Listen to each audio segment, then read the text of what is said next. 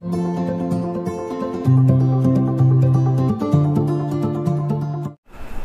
everyone, welcome to this lesson of bilinear transformation. We are taking some problems related to bilinear transformation. So this is the theorem. We will discuss this theorem, inversion theorem, under the transformation W equals to fz equals to 1 upon z.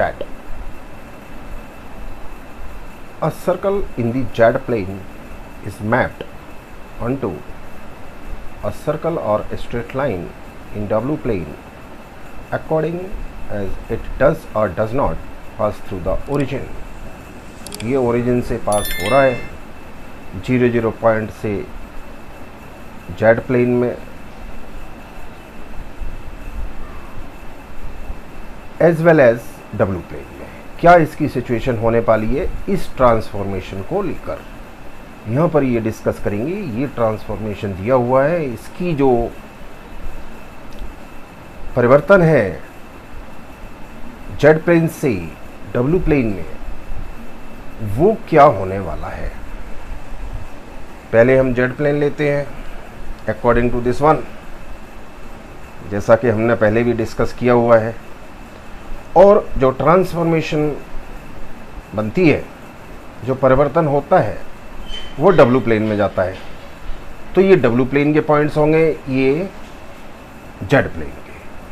Z plane में जो coordinates होते हैं वो x and y होते हैं, और W plane में u and v, u dash v dash and etcetera.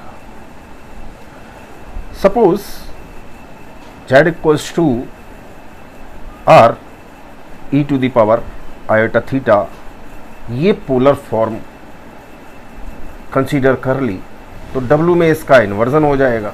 W में इस तरह से होगा, है ना। W में 1 upon r e to the power minus iota theta हो जाएगा।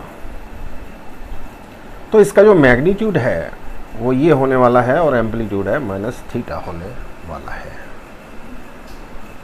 Magnitude will be this one and amplitude will be minus theta। तो यहाँ तक तो बात बराबर हो गई होगी।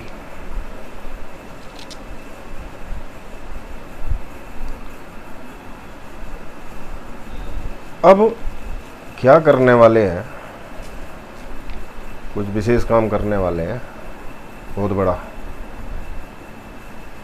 वो ये है कि जैसे जैसे Z प्लेन में रेडियस इंक्रीज होगा तो W प्लेन में रेडियस, सर्कल का जो रेडियस है वो डिक्रीज होता चला जाएगा। एग्जाम्पल यहाँ से देख सकते हैं। अगर R रेडियस 2 ले लें, 2 यूनिट्स Z प्लेन में, सपोज ये 2 यूनिट्स का एक सर्कल है, तो Z प्लेन में ये 0.5 यूनिट का W प्लेन में ये सर्कल बनने वाला है अकॉर्डिंग टू दिस सिचुएशंस। यहाँ पर इतना सा डिस्कशन क्लियर हो गया होगा। अब जो न्यूमेरिकल पोर्शन है उसको कैसे करना है, so we are taking here general equation. जैसा कि हम जानते हैं कि भाई जनरल इक्वेशन, एक सर्कल का जनरल इक्वेशन 2 डायमेंशनल ज्योमेट्री में ये होता है x square plus y square plus 2gx plus 2fy plus c equals to 0। ये होता है basically equation of circle in coordinate geometry. इसके सेंटर और रेडियस अकॉर्डिंगली होते हैं, लेकिन उनकी यहाँ ज़रूरत नहीं है। इसके सर्कल में यहाँ जो इसका कोफिशिएंट होता है और इसका कोफिशिएंट होता है वो सेम होता है। एक्स स्क्वायर और वाई स्क्वायर का कोफिशिएंट अगर सेम है, यहाँ पर सपोज ये 1 है अगर इसको लेना चाहें तो ए भी ले लेते हैं, कोई भी कांस्टेंट टर्म इसकी और इसकी सेम होगी, then this type of equation will represents an equation of circle in coordinate geometry। जो ट्रांसफॉर्मेशन दी हुई है W इक्वल्स टू 1/z, तो यहाँ से z इक्वल्स टू 1/w हो जाएगा। अब z की value x plus iota y, w हम जानते हैं u प्लस आइटा v, क्योंकि w प्लेन में u और v जो कि फंक्शन x और y के होते हैं। सो x यहाँ पर इसको सिंप्लीफिकेशन करेंगे तो हम x जो रियल पार्ट यहाँ से और इमेजिनरी पार्ट ये हो जाएगा y। तो इसको सपोज दिस इज इक्वेशन 1।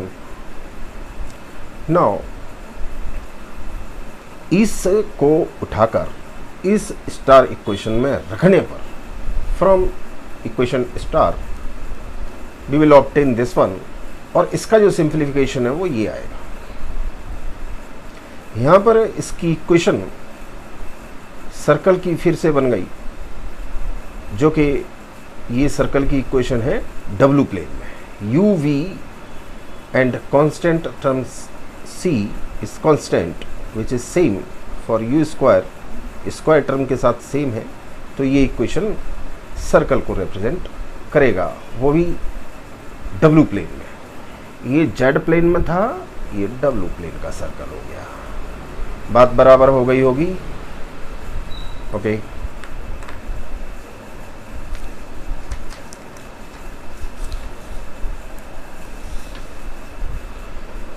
अब यहाँ से कुछ केसेस है, और उन केसेस को हम अगर गौर से देखें तो वो केसेस हैं, क्या केसेस है?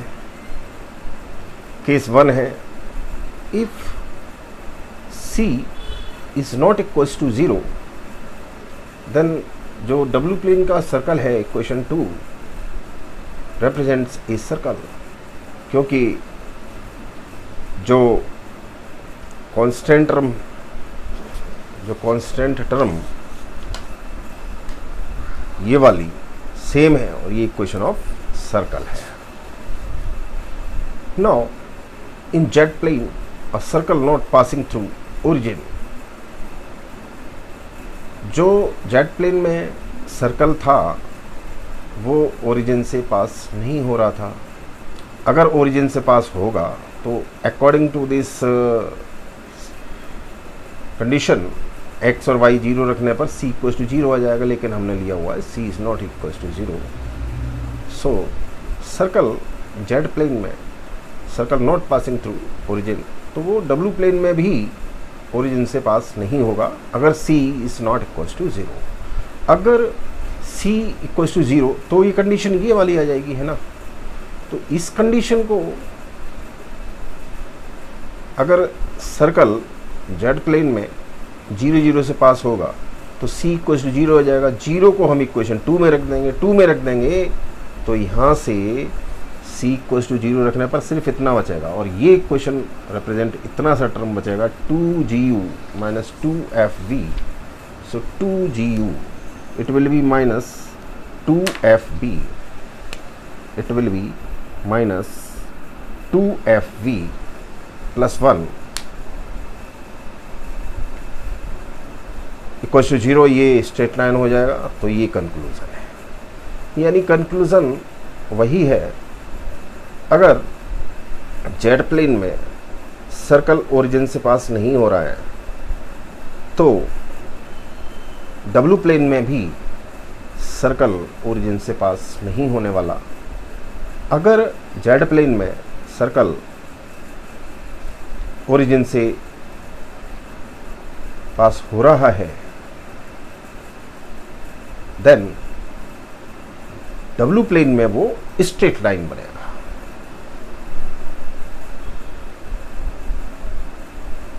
अगर डब्ल्यू प्लेन में सर्कल ओरिजिन से पास होगा तो डब्ल्यू प्लेन में वो एक स्ट्रेट लाइन बनेगा लाइक दिस वन। अगर ये है सिनारियो, जेड प्लेन की बात कर लेते हैं, अगर यहाँ पर ये है, ये जेड प्लेन हो गया, तो डब्ल्यू प्लेन में वो एक स्ट्रेट लाइन बनेगी according to condition. This was the scenario. तो यहाँ पर ये डिस्कशन हुआ. अब इसी ट्रांसफॉर्मेशन यानी बाइलिनियर ट्रांसफॉर्मेशन के ऊपर ये प्रैक्टिस क्वेश्चन है और बहुत ही आसान तरीके से इसको एनालाइज कर सकते हैं. So this is the practice question.